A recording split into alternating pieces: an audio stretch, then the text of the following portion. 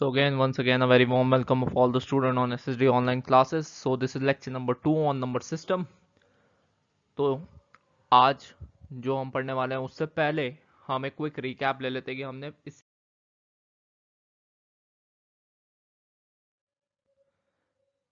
इससे पहले हम पढ़ चुके हैं टाइप्स ऑफ नंबर्स, जिसमें आते हैं आपके natural number, whole number, integer, rational number, irrational number, etcetera etcetera. ये सब हम पढ़ चुके हैं। एंड उसके बाद हमने पढ़ा था कि हम कैसे रैशनल नंबर फाइंड आउट कर सकते हैं किसी दो नंबर के बीच में, जिसमें हमारे पास दो मेथड थे। एक था हमारे पास x प्लस वाई अपॉन 2 वाला, और एक था हमारे पास कि जैसे कि हमको फाइंड आउट करना है 5 रैशनल नंबर किसी दो रैशनल नंबर के बीच में। जैसे कि हमारे पास यहाँ पे 3 और 4, इनके बीच में हमें 5 रैशनल नंबर फाइंड आउट करने थे। तो हम क्या करते थे, 5 प्लस 1 से 3 को भी मल्टीप्लाई कर लेते, 4 को भी मल्टीप्लाई कर लेते थे, और उसी 5 प्लस 1 से हम उन्हें डिवाइड भी कर लेते थे। तो हमारे पास 18 आ जाता था, क्योंकि 5 plus 1 is equal to 6, 6 multiply by 3 is equal to 18, and 6 multiply by 4 is equal to 24, और उसी 6 से हम इन दोनों को डिवाइड कर रहे हैं।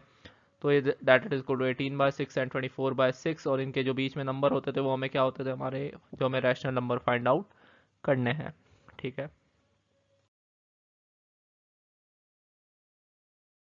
Then moving on, I hope आपने सारे क्वेश्चन अटेम्प्ट करे होंगे जो कि हमने पिछली वीडियोस में देखे थे। ओके, अगर आपको कोई इन क्वेश्चंस में डाउट आया हो तो आप मेरे को कमेंट सेक्शन में मेंशन कर सकते हैं, और you can contact me in my WhatsApp group. Now moving on, उसके बाद हमने पढ़ा था इरैशनल नंबर्स क्या होते हैं। इरैशनल नंबर वो नंबर होते हैं जो पी अपॉन क्यू की फॉर्म में रिप्रेजेंट नहीं किए जा सकते। ठीक है, those numbers are called irrational number. Example can be under root 2, pi, etcetera etcetera. So जो आज का हमारा टॉपिक होने वाला है वो है आपका कैसे हम किसी इररेशनल नंबर को नंबर लाइन पे रिप्रेजेंट करते हैं। तो इसके लिए पहले आपको क्या पता होना चाहिए, पाइथागोरस थ्योरम पता होनी चाहिए। पाइथागोरस थ्योरम हम कहाँ यूज करते हैं, पाइथागोरस थ्योरम होती है आपकी राइट एंगल ट्राइंगल के लिए, जो कि बोलती है हाइपोटेनस का square is equal to base का स्क्वायर प्लस हाइट का स्क्वायर। ठीक है, तो इसका यूज करते हैं हम, जैसे कि हमको फाइंड आउट करना है नंबर 2 को, अंडर रूट 2 को हमें रिप्रेजेंट करना है नंबर लाइन पे। तो अंडर रूट 2 को मैं कैसे रिप्रेजेंट कर सकता हूँ, अंडर रूट 2 को मैं लिख सकता हूँ 1 का स्क्वायर प्लस 1 का स्क्वायर। 1 का स्क्वायर 1 ही होता है। तो नंबर लाइन पे हम कैसे लिखेंगे, नंबर लाइन हमारे पास ये नंबर लाइन है जो कि आपको दिखाई दे रही है ब्लैक कलर में, ये आपकी नंबर लाइन है। नंबर लाइन पे 0 से मैं 1 सेंटीमीटर इधर मूव करा, फिर 1 सेंटीमीटर में हाइट में मूव करा हूँ। ठीक है, तो हमारे पास जो हाइपोटेनस है वो क्या है, आपकी अंडर रूट 2। ठीक है, अब जो है हाइपोटेनस है अंडर रूट 2, इस अंडर रूट 2 को आपको क्या मानना है, रेडियस ऑफ सर्कल, और इतना आपको अपना कंपास खोल लेना है। जितनी ये हाइपोटेनस है उतना आपको अपना कंपास खोल लेना, और उस कंपास से आप जितना आपने इसको खोला, अब उस कंपास के जरिए आपको एक सर्कल ड्रॉ करना है, और जो वो सर्कल है जहां पर वो नंबर लाइन को इंटरसेक्ट करेगा वही आपका पॉइंट होगा अंडर रूट 2। ओके,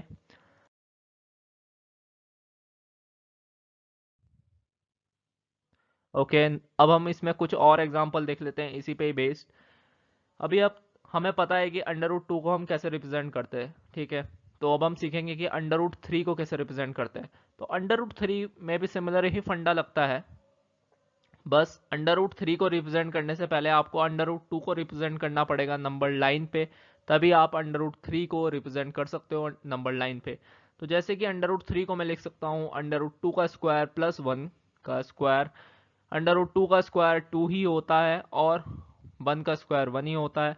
तो हमारे पास जो बेस है वो क्या है, अंडर रूट 2 है, जैसे कि हमारे को यहाँ पे गिवन ही है कि बेस आपके पास अंडर रूट 2 है, और जो आपके पास हाइट है वो हाइट क्या है आपके पास 1। ठीक है, तो हाइपोटेनस जो ओडी है, जो ओडी हाइपोटेनस है, इसको अब क्या मानना है आपको, रेडियस ऑफ सर्कल। जो आप सर्कल ड्रॉ करने वाले हैं कंपास से, आपको ओ पे अपना कंपास की पिन रखनी है और डी तक अपनी पेंसिल को ले आना है, और उसके बाद एक सर्कल ड्रॉ करना चालू करना है। जहाँ पे वो सर्कल इंटरसेक्ट कर जाएगा नंबर लाइन को, वो पॉइंट होगा आपका अंडर रूट 3। अब आप एक बार कोशिश करिए अंडर रूट 4 को रिप्रेजेंट करने की। अंडर रूट 4 को कैसे रिप्रेजेंट करेंगे, मैं आपको एक हिंट दे देता हूँ कि अंडर रूट 4 को रिप्रेजेंट करने के लिए आपको जो बेस लेना होगा वो होगा आपका अंडर रूट 3, और एक और हिंट दे देता हूँ कि √3 को पहले आपको रिप्रेजेंट करना आना चाहिए नंबर लाइन पे, तभी आप उससे आगे वाला √4 को रिप्रेजेंट कर सकते हैं नंबर लाइन पे। सो अगला टॉपिक है हमारे पास decimal expansion of real numbers. तो इसमें दो केस आ जाते हैं, एक तो आता है जिसमें रिमाइंडर 0 होता है जिन्हें हम टर्मिनेटिंग डेसिमल्स बोलते हैं, और दूसरा होता है आपके पास जिनमें रिमाइंडर कभी 0 नहीं होता, तो उसे हम बोलते हैं non terminating decimals. Non terminating decimal में भी दो केस आ जाते हैं कि आपका जो रिमाइंडर है वो क्या है, रिपीट हो रहा है, ठीक है, नहीं रिमाइंडर 0 नहीं हो रहा है बट वो क्या कर रहा है, रिपीट हो रहा है, सॉरी, वो रिपीट हो रहा है और टर्मिनेट भी नहीं हो रहा है। Example can be 1.6666 and going on and on. Similar example is 0.14। Okay, so इसमें एक और केस आता है जो है आपका non terminating and non recurring decimals. ना तो वो टर्मिनेट हो रहा है और ना ही वो रिपीट हो रहा है, जैसे कि 1.1421, तो यहाँ पे कोई भी रिपीटेशन नहीं है नंबर्स का, जैसे कि यहाँ पे 66666 नंबर रिपीट हो रहे थे, यहाँ पे 1414 रिपीट हो रहा था, लेकिन यहाँ पे कुछ भी रिपीट नहीं हो रहा है, तो इसका दूसरा केस है। अब यहाँ से हमें क्या क्या पता चलता है कि जिनका डेसिमल एक्सपेंशन या तो टर्मिनेट हो रहा हो या फिर नॉन टर्मिनेटिंग हो और रिपीट हो रहा हो, उनको हम रैशनल नंबर बोल सकते हैं। लेकिन जिनका डेसिमल एक्सपेंशन ना तो टर्मिनेट हो रहा हो ना ही रिपीट हो रहा हो, उन्हें हम इर्रेशनल नंबर बोलते हैं। ये एस नहीं है, ये आर है, don't get confuse over here, ये आर है, ठीक है, दिस इज आर। सो यहाँ से हमें क्या पता चला कि जो ये कौन से नंबर होते हैं, ये आपके रैशनल होते हैं, ये रैशनल होते हैं आपके, और ये भी आपके रैशनल होते हैं, these are also your rational, okay, but these are your irrational, okay, these are your irrational number, these represent your irrational number, okay।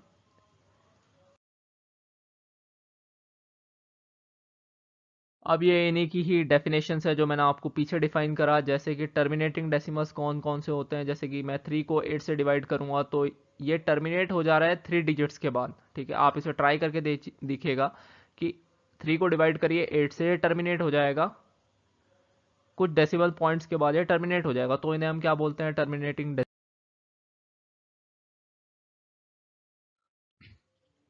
अब हमने नॉन टर्मिनेटिंग में दो केस पढ़े थे, या तो नंबर रिपीट करते हैं एक अपने आप को, या फिर वो नंबर अब रिपीट होते ही नहीं है नॉन टर्मिनेटिंग में। तो जैसे कि 1.66666 है, तो ये 6 रिपीट हो रहा है, तो मैं 6 के ऊपर अगर बार लगा दूंगा तो ये इसका एक और रिप्रेजेंट करने का तरीका है, एक्सक्यूज मी। तो ये आपको एक रिप्रेजेंट करने का तरीका है 1.66। अब आप हर जगह 6666 बार बार नहीं लिख सकते, तो 6 के ऊपर आपको बार लगा देना है, जहां से नंबर रिपीट होना शुरू हुआ वहां पे आप बार लगाना स्टार्ट कर दीजिए। जैसे यहाँ पे 14 रिपीट हो रहा है तो 0.14 बार, ठीक है। अब जैसे कि एक एग्जांपल ले लेता हूँ कि 0.123 तो क्या रिपीट हो रहा है, 123 रिपीट हो रहा है, तो 0.123 बार, ओके। तो इस तरीके से मैं रिप्रेजेंट कर सकता हूँ। अब आपके पास इसमें एक क्वेश्चन आ जाता है कि show that 0.6 bar can be represented और express in the form of p upon q where p and q are integer, ठीक है। तो मैं मान लेता हूं x किसके इक्वल है, 0.666 के इक्वल है, या फिर 0.6 बार के इक्वल है, ठीक है, इट इज इक्वल टू 0.6 बार। तो अगर मैं इसकी मल्टीप्लाई 10 से करूंगा तो ये क्या हो जाएगा, 6.666, ठीक है, इसको हम इक्वेशन 1 मान लेते हैं, ठीक है। अब ये जो 6.666 है इसको मैं कैसे लिख सकता हूँ, 6 प्लस 0.66 डॉट डॉट डॉट आगे चलता रहेगा, तो यानी कि जो 10x है ये किसके इक्वल है, 6 प्लस 0.666। अब ये हमें कहाँ से पता चल गया, क्योंकि इक्वेशन 1 में 10x इज इक्वल टू 6.666 है, और यहाँ पर हमने लिखा है 6.666 इज इक्वल टू 6 प्लस 0.666।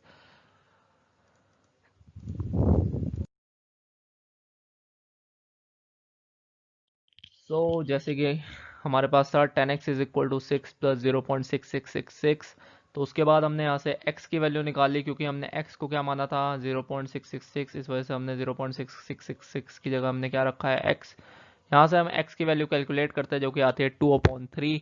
आप अपना आंसर भी चेक कर सकते हैं, अगर आप 2 को 3 से डिवाइड करेंगे तो आपको क्या मिलेगा 0.66666 एंड सो ऑन।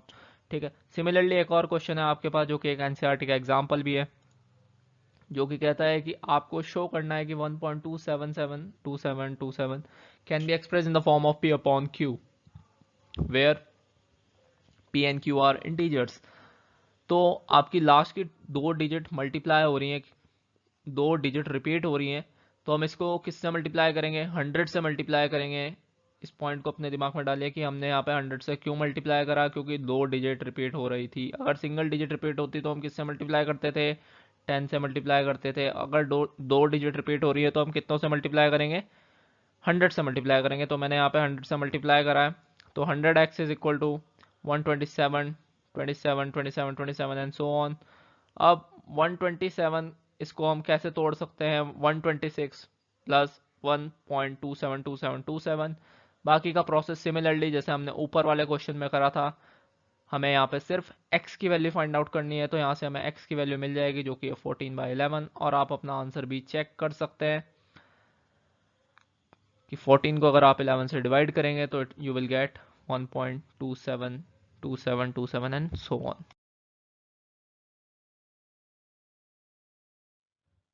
अब आपके पास है एक्सरसाइज 1.3, जिसको आप खुद ट्राई कीजिए। अगर आपको इसमें कोई डाउट्स आते हैं, कोई प्रॉब्लम आती है, तो आप कमेंट कर सकते हैं, और you can ask me on my WhatsApp number, और you can ask in the group.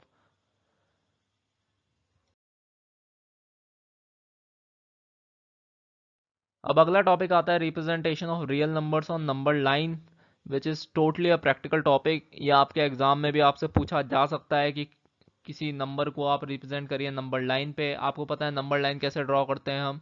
Number line हम अगर ड्रॉ करते हैं तो नंबर लाइन में जैसे कि 2 और 3 के बीच में कितने डिवीजन होते हैं, 10 डिवीजन होते हैं, 2.1 2.2 2.3 2.4। आप अब एक सिंपल एग्जांपल से समझिए, जैसे कि आपके पास एक स्केल है, स्केल में 1 और 2 के बीच में 10 डिवीजन होते हैं। ठीक है, तो उसी तरीके से किसी भी दो नंबर के बीच में आप 10 डिवीजन और क्रिएट कर लीजिए, तो आपके जैसे कि आपके पास एक दूसरा एग्जांपल है कि आपको रिप्रेजेंट करना है 5.37 बार को, यानी कि यहाँ पे क्या रिपीट हो रहा है, 7 रिपीट हो रहा है। ठीक है, तो आपको इसको रिप्रेजेंट करना है, तो सबसे पहले आप किसको ढूंढेंगे, आप सबसे पहले देखेंगे कि 5.3 5 और 6 के बीच में पड़ता है, 5.3 5 और 6 के बीच में पड़ता है, तो आप 5.3 आपको मिल गया। अब 5.37 किसके बीच में पड़ेगा, 5.37 5.3 और 5.4 के बीच में पड़ेगा, तो आप 5.37 को ढूंढिए। फिर 5.37 के बाद आपको 5.377 ढूंढना है, तो 5.377 5.38 और 5.37 के बीच में पड़ेगा, तो आपको 5.377 मिल जाएगा। अब आपको एक और 7 है इसके आगे, तो 5.377 को ढूंढना है आपको, तो आपको किसके बीच में मिलेगा, वो आपको मिलेगा 5.377 और 5.378 के बीच में मिलेगा। ठीक है, तो इस प्रोसेस को हम बोल सकते हैं कि आप एक तरीके से मैग्नीफाई करते जा रहे हैं चीज़ों को। पहले आपने उस नंबर को मैग्नीफाई करा, पहले 5.3 और 5.4 के बीच में, फिर आपने और ज़्यादा मैग्नीफाई करा उसे 5.37 और 5.38 के बीच में, फिर आपने उसे और ज़्यादा मैग्नीफाई करा 5.377 और 5.378 के बीच में। तो इस तरीके से आप रिप्रेजेंट कर सकते हैं किसी भी नंबर को नंबर लाइन पे। अब इसमें एक अगला टॉपिक आता है representation of irrational number on number line, या फिर जो कि नंबर अंडर रूट के अंदर है, आप उन्हें उन्हें किस तरीके से रिप्रेजेंट कर सकते हैं। तो इसके तरीके से आप कुछ इन स्टेप्स के जरिए आप उन्हें, जैसे कि एग्जांपल के जरिए हम समझते हैं कि आप उन्हें किस तरीके से रिप्रेजेंट कर सकते हैं। तो पहले तो आपको क्या करना है कि नंबर लाइन पे जो भी अंडर रूट के अंदर नंबर दिया है, जैसे कि यहाँ पे अंडर रूट के अंदर क्या दिया हुआ है, 9.3 दिया हुआ है, तो उतनी सेंटीमीटर की लाइन आपको ले लेनी है। जैसे कि यहाँ पे 9.3 है, तो 9.3 यहाँ तक आ जाएगा, 0 से 9.3 के बीच में आपने एक लाइन ड्रॉ कर ली। अब यहाँ से आपको 1 सेंटीमीटर और आगे जाना है, 1 सेंटीमीटर और आगे चले गए आप कहाँ तक, इस पॉइंट सी तक। ठीक है, 1 सेंटीमीटर और आगे चले गए आप पॉइंट सी तक। अब आपको क्या करना है, ओसी का मिड पॉइंट ढूंढना है। अब ओसी क्या है आपका, ओ से लेकर सी और सी का इन दोनों के बीच का जो मिड पॉइंट है वो यहाँ पड़ेगा। ओसी का मिड पॉइंट आप कैसे ढूंढ सकते हैं, मिड पॉइंट ढूंढने का सिंपल सा तरीका है, जितने भी आपका यहाँ से लेकर इस पॉइंट से लेकर इस पॉइंट तक की ओसी की जितनी भी लेंथ है आप उसे 2 से डिवाइड कर लीजिए, जो भी नंबर आ रहा है उसे नंबर लाइन पे लोकेट करिए, वो आपका मिड पॉइंट होगा।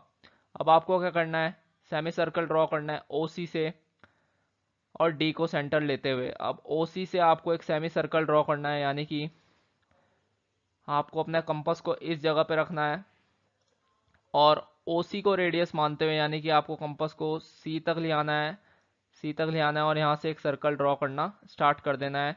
सेमी सर्कल होगा वो, ठीक है। अब इस सेमी सर्कल में आपको क्या करना है, बी से एक परपेंडिकुलर ड्रॉ करना है ई तक, ठीक है। जो आपका पॉइंट बी था उससे आपको एक परपेंडिकुलर ड्रॉ करना है ई तक। अब उसके बाद बी को सेंटर मानते हुए, बी को सेंटर मानते हुए बीई को रेडियस मानते हुए आपको एक और सर्कल ड्रॉ करना है। जहां पर ये सर्कल इंटरसेक्ट करेगा नंबर लाइन को, वो आपका पॉइंट होगा जो कि आपको रिप्रेजेंट करना है नंबर लाइन पे, ठीक है। सो आप इस तरीके से स्क्वायर रूट फाइंड आउट कर सकते हैं किसी भी नंबर का, जैसे कि यहाँ पे मिल जाएगा आपको स्क्वायर रूट ऑफ, या फिर किसी स्क्वायर रूट वाले नंबर को आप रिप्रेजेंट कर सकते हो, जैसे कि यहाँ पे है स्क्वायर रूट ऑफ 9.3, ठीक है। This is the question number 4 of exercise 1.5। तो ये उसका सॉल्यूशन भी आपको यहाँ पे मिल चुका है कि किस तरीके से आप रिप्रेजेंट कर सकते हैं किसी भी स्क्वायर रूट वाले नंबर को नंबर लाइन पे। अब इसमें अब आपके पास एक लास्ट टॉपिक जो बचता है वो है आपका ऑपरेशन ऑन रियल नंबर्स, जिसमें कि आपके पास कुछ कुछ आइडेंटिटीज हैं। इन आइडेंटिटीज को आप एक बारी देख लीजिए, इन्हें याद कर लीजिए, ठीक है। अब मैं आपको एक्सप्लेन करना चाहूंगा कि आप इन्हें कैसे कैसे कर सकते हैं, इनके बेसिस पे क्वेश्चंस क्या क्या हो सकते हैं, ठीक है। तो जैसे कि आपके पास ये क्वेश्चन है कि 2 की पावर 3 की पावर 4, तो यहाँ पे प्रॉपर्टी लगी a की पावर m की power n is equal to a की पावर mn। तो यहाँ पे मल्टीप्लाई करनी है simply, 2 into 3 into 4 is equal to 12, तो 2 की पावर 12 इज द आंसर, ठीक है। सिमिलरली अंडर रूट 3 की पावर 4 क्या हो जाएगा, क्योंकि अंडर रूट 3 क्या होता है आपका 3 की पावर 1/2। जो भी यहाँ पे अंडर रूट में रिप्रेजेंटेशन होती है उन्हें हम कुछ इस तरीके से लिखते हैं, ठीक है। तो 3 की पावर 1/2 की पावर 4, अब इसमें यही वाला फॉर्मूला जो हमने अभी ऊपर पढ़ा उसी को यूज करते हुए यहाँ पे आपके पास आंसर आ जाएगा। सिमिलरली आप इन क्वेश्चन को भी देखिए, इनमें भी सेम ही प्रॉपर्टी लगी है। मल्टीप्लिकेशन में हमेशा पावर ऐड होती है, वो जैसे कि यहाँ पे हुआ है, लेकिन आपके पास सेम पावर होनी चाहिए तभी जाके ये पावर ऐड होगी। जैसे कि यहाँ पे पावर 1/4 ही थी, तो यहाँ पे पावर ऐड ना होके कॉमन हो जाती है, जैसे कि 1/4 आ गया बाहर, ठीक है। This is all given in the properties. अब ये कुछ सिंपल क्वेश्चन हैं आपकी एक्सरसाइज के, इन्हें एक बार खुद ट्राई कीजिए, इनमें प्रॉपर्टीज लगाइए। All are very very very simple. अगर कहीं आपको डाउट आता है, कुछ समझ में नहीं आ रहा है, तो you can ask me. Then moving on, अब मैं आपको इसमें कुछ कुछ बता देता हूँ, कुछ कुछ चीजें जहाँ पे आप गलतियां कर सकते हैं। जैसे कि ये वाला क्वेश्चन है, ये क्वेश्चन में मैंने क्या करा है कि अंडर रूट 2 की मल्टीप्लाई मैं कर रहा हूँ क्यूब रूट ऑफ 3 के साथ। तो क्यूब रूट को हम कैसे रिप्रेजेंट करते हैं, जैसे कि अगर यहाँ पे जो भी है आपके पास जो रूट का सिंबल है, रूट के सिंबल के बाहर जो भी आपके पास बाहर लिखा है, जैसे यहाँ पे 3 लिखा है, तो मैं उसे रिप्रेजेंट कैसे करता हूँ 3 की पावर 1/3। अगर यहाँ पे 4 लिखा होता तो मैं इसे कैसे लिखता 3 की पावर 1/4। तो इन दोनों की मैं मल्टीप्लाई नहीं कर सकता क्योंकि दोनों नंबर अलग अलग हैं। तो इस वजह से इन दोनों की मैं मल्टीप्लाई करके इसको इस तरीके से नहीं लिख सकता, ये गलत है, टोटली आपका आंसर गलत हो जाएगा। मैंने आपको यहाँ पे थोड़ा सा ओवरव्यू दिया है कि हम किस तरीके से रिप्रेजेंट कर सकते हैं, जैसे कि अंडर रूट 2 को मैं लिखता हूँ 2 की पावर 1/2। क्यों लिखता हूँ वो यहाँ पे इस प्रॉपर्टी के जरिए मैंने आपको बताया, ठीक है। थोड़े से आपके लिए नोट्स हैं यहाँ पे कि अंडर रूट के अंदर कभी भी कोई नेगेटिव नंबर नहीं आ सकता। सिमिलरली कुछ और प्रॉपर्टीज हैं कि मल्टीप्लिकेशन में पावर ऐड होती है, जो मैंने अभी आपको पहले भी बताया, और डिवीजन में आपकी पावर हमेशा सब्ट्रैक्ट होती है। तो इसका यूज करके भी आप क्वेश्चंस को सॉल्व कर सकते हैं।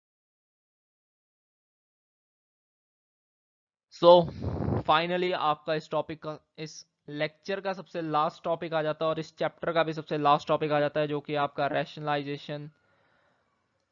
अब रैशनलाइजेशन कैसे करते हैं? रैशनलाइजेशन का सिंपल सा फंडा है, कोई भी नंबर है आपके पास, अगर सिंगल डिजिट नंबर है तो आपको ऊपर नीचे उसी नंबर से मल्टीप्लाई कर लेनी है। जैसे कि यहाँ पे √8 है, तो मैंने ऊपर नीचे √8 से मल्टीप्लाई कर ली, तो ये नंबर रैशनलाइज हो जाएगा, आपका डिनोमिनेटर रैशनलाइज हो जाएगा। बेसिकली नंबर रैशनलाइज नहीं हो रहा है, ये आपका डिनोमिनेटर रैशनलाइज करने के क्वेश्चन है आपके पास एनसीईआरटी में, उन्हें भी एक बार ट्राई कीजिए।